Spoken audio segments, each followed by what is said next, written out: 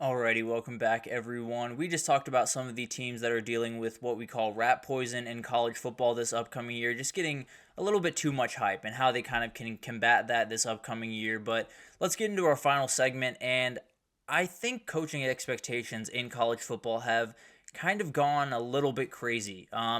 There's a number of different reasons for this, but it's something that I've kind of noticed over the last couple of years, and specifically after the playoff was introduced, which is a huge piece of this, that a lot of people don't accept anything less. When all the talk around bowl opt-outs and all of this stuff started happening, it was because a lot of fans and a lot of media were talking about the playoff as if it was the only thing that mattered, as if it was the only way you could have a successful season if you were in the playoff. And if you weren't, too bad. You had a terrible season, and that's that. And that's something that kind of infiltrated its way into the fandoms and into some of the decision making at some of these big time universities. I think one of the big things here is I understand that all of us as fans, we don't fully understand what it takes to build a program.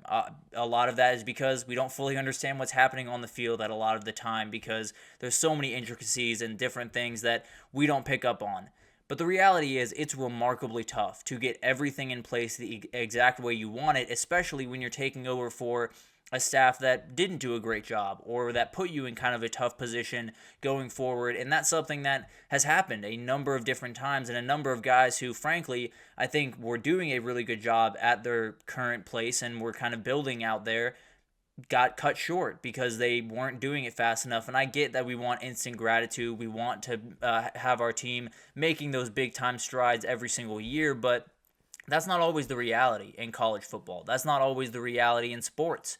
It's always a non-linear type thing, and it's something that has kind of created some problems for some coaches in the future, and it could create problems for some coaches going forward. Deshaun Foster is someone that I think is going to do remarkable work at UCLA. I think he's going to build a program that actually can be worried about in the Big Ten and can be a player in the Big Ten. The problem is, it's going to take a lot of time. They are in a position right now at that program, inside and out, that it's just not where it needs to be. Now, I think the talent level can get a lot better, and a lot of things can happen to kind of expedite that process a little bit, but it doesn't change that some of the behind the scene issues are still there. NIL is not where it needs to be for UCLA. Some of the things that you have to jump over that you used to not have to make this job that much harder, and it's made this that much more of a problem, in my opinion. So that's something that he's going to have to deal with. Cannot wait to see him as the UCLA head coach, because I think he's going to be remarkable. But it's a worry that I'm sure that he has in the back of his mind of, if I don't have it done in year 3, are they going to kick me to the curb? And that's a reality that a lot of coaches face. Dion is not necessarily under any pressure this upcoming year of getting kicked to the curb, but what happens if he falls flat the next couple of years and Colorado fans get a little bit impatient, or the brass up there gets a little bit impatient? It'll be pretty hard to fire this guy, I'll be totally honest, but at the end of the day, it is something that he has to worry about. So this is just the reality for every single coach. Whether you're at a big school, small school, medium-sized school, they want you to perform. They want you to keep moving forward every single year, and sometimes that's just not in the cards. Whether it's, the people around you or the personnel that you have. Lincoln Riley, he has made mistakes since he's taken over at USC, and the main one among them, I think, keeping Alex Grinch as long as he did and keeping that defense where it was as long as they did. But the reality is, a lot of good things were happening out there, and a lot of things are still moving kind of in the right direction. It's just moving a little bit slower than people want. So I think that's someone that, frankly, could be under a little bit of fire at the end of the year if this year does not go the way that USC fans want it. So that'll be really interesting to watch. But the guy I want to zero in on here is Billy Napier. And this is a little bit of a touchy subject for a number of people, because people have a really, really aggressive stance on this guy. Whether it's, he shouldn't be at the Power 5 level, or he's a terrible head coach, or whatever it is about this guy, people seem to have very hard-lined opinions about the way they think about him, about the way they view him in the college football world. And I understand it. Florida has not been nearly what they need to be the last couple of years on the football field. That doesn't mean good things aren't happening. I think people forget how bad of a position that he was brought into. And it's the reality that was happening down there at Florida. When Dan Mullen, the last couple of years while he was at Florida, it was a disaster. And that was mostly off the field. That was mostly, not having a lot of the talent level whiffing on some big time recruits, a lot of the issues that happened were kind of behind the scenes. It doesn't change that when Billy Napier showed up in Gainesville, Florida, there was a lot to overturn.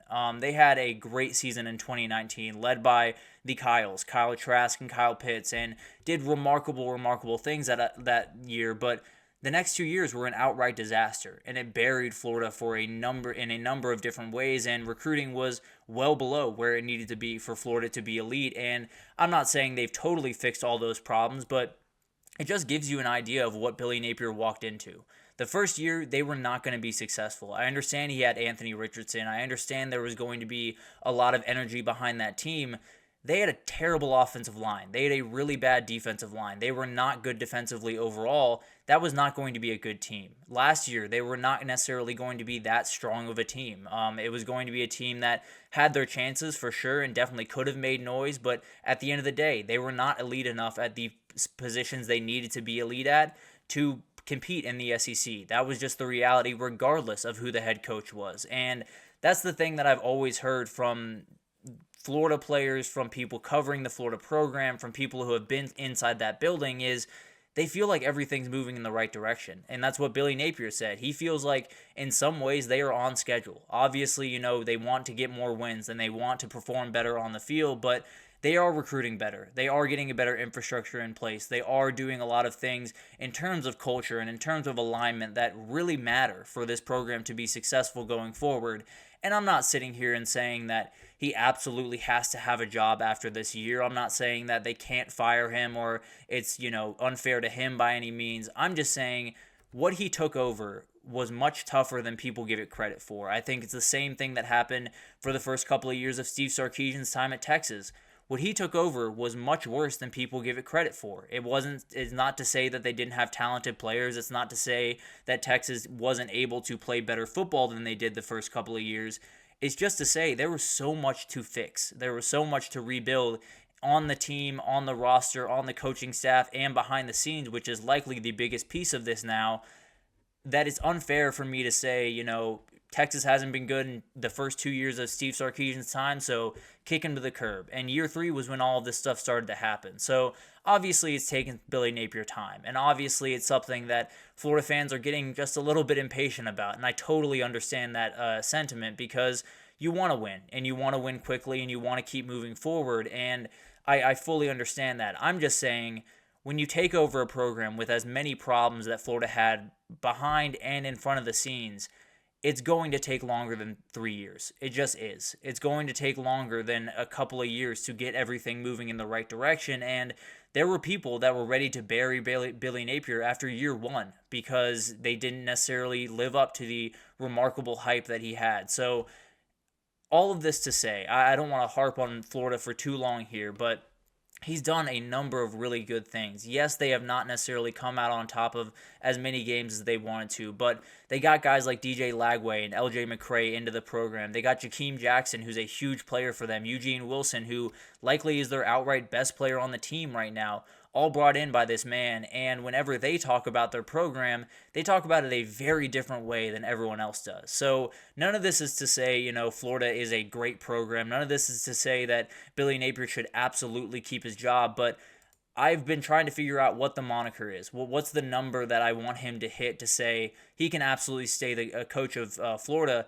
I think it's 6. I think between this schedule, everything behind the scenes, the roster still getting to where it needs to be, I think if he hits 6, I would keep him in the building. I would keep him as a head coach because I think there is a lot of things moving in the right direction that the second that one thing happens on that football field, the second that last switch is flipped, there's going to be a ton of wins to be had for this team. So obviously it's kind of a weird conversation because Billy Napier is in a really tough spot going into this year. There's a reality where he goes 6-6 and is let go. And I wouldn't necessarily love that, but I would understand it to a certain degree because I get that college football is a sport that you want instant gratification, especially in the world of, the playoff and competing for national titles and the transfer portal and being able to bring in a lot of these new guys. But it's really hard to build a program. It just is. I mean, there were people that wanted to tear down Jim Harbaugh after a couple of years at Michigan, and he was on the verge of getting fired, but he stuck it through, and he built a program that is as solid as they come, and won a national title. So all of this to say, I understand that this sport is different now. I understand that the playoff is such a big deal and everyone wants to be in the playoff, and if you're not, it's a little bit disappointing. But there used to be a time when an Orange Bowl invite meant a lot. There used to be a time when an Orange Bowl invite was such a big deal, and even a Capital One Bowl invite or a Boca Raton, it doesn't matter. The point of playing a postseason football game was awesome for teams. Now we have more than 30 guys opting out of an Orange Bowl game. That's insane to me. And I think that plays into all of this stuff that we're talking about, where you have a ton of people saying the playoff is everything. The playoff is everything. And it's trickling over into the decision making of these coaches who some just aren't going to make the playoff. Only 12 teams can make the playoff, and some teams just aren't even in the realm of doing that because of the situation that they were left. So all of this to say, I understand that people want a lot out of their head coaches, and I understand they get frustrated around year 3 or year 4 if they haven't seen real progress on the field. That doesn't mean real progress isn't being made, and that doesn't mean we shouldn't give these guys a little bit extra time to just figure out, what their team is going to be, figure out what their identity is going to be, and then see what happens, see where the chips fall. And all of this is kind of probably going to fall on deaf ears, to be totally honest with you, because the reality is you want to compete. And if your guy's not competing, it's very easy to kick him to the curb. So I can't imagine that anything is really going to change. But all of this to say, this is a very thin margin sport. Building a program, building your program is an incredibly hard thing to do. And burying a head coach after 2 or 3 years is a little bit ridiculous to me, but I don't necessarily see it changing anytime soon. So obviously that's a frustration that I have, but maybe other people don't see it the same way. Maybe I'm alone in that. I don't know. But at the end of the day, it'll be really, really interesting to watch how some of these coaches are treated in the next little bit and how the expectations play a part in all of this. But that'll do it for this edition of the GSMC College Football Podcast, brought to you by the GSMC Sports Network. Your support means a lot to us, so please remember to subscribe to the show, leave a positive review. It does make a huge difference. Also, follow us on Facebook, Twitter, TikTok, Instagram, all of the social pages for all of the content updates you could possibly need. But thank you once again for listening, and I will see you guys tomorrow.